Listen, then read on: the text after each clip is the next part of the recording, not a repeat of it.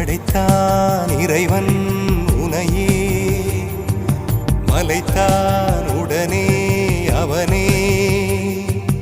அழகை படைக்கும் திறமை முழுக்க உன்னுடன் சார்ந்தது, என் விழி சேர்ந்தது.